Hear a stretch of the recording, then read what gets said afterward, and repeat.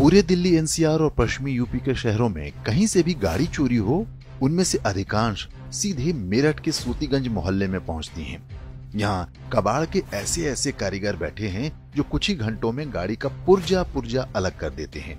फिर उन्हीं पुर्जों को कबाड़ बनाकर मेरठ से लेकर दिल्ली के जामा मस्जिद मार्केट तक में बेचा जाता है।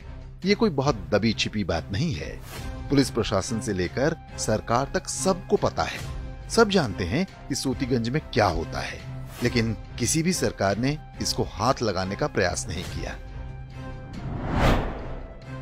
वैसे भी पुलिस प्रशासन के हाथ सूतीगंज तक पहुंचते भी तो कैसे?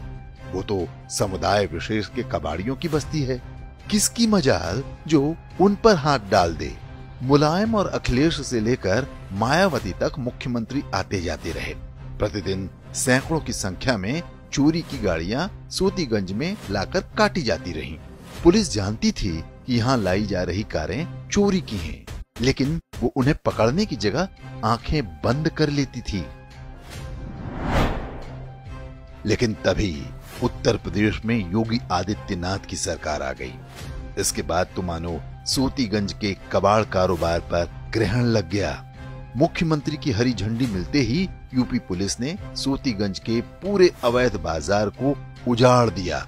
इस बस्ती का किंग कबाड़ी हाजी नईम उर्फ हाजी गल्ला पुलिस के हत्थे चढ़ गया।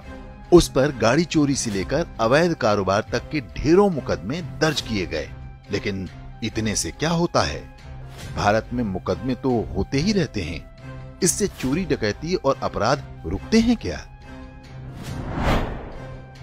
योगी प्रशासन ने हाजी गल्ला की करोड़ों की संपत्ति कुर्क करके उसके कबाड़ के कारोबार की कमर तोड़ दी। अब हाजी गल्ला पुलिस के शिकंजे में है। उसके साथ ही सूतीगंज के जिन अवैध कबाड़ियों पर पुलिस कार्रवाई हुई है, उनमें उसके 4 बेटे भी शामिल हैं। गाड़ी चोरों की ये पूरी लिस्ट 100% सेक्युलर है।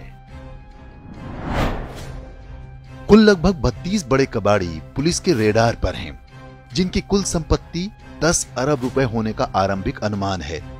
यहाँ कुल 375 छोटी बड़ी दुकानें हैं, जिनमें से मात्र 47 ने जीएसटी नंबर ले रखा था, जबकि कुल सालाना व्यापार 500 करोड़ से ऊपर होने का अनुमान है।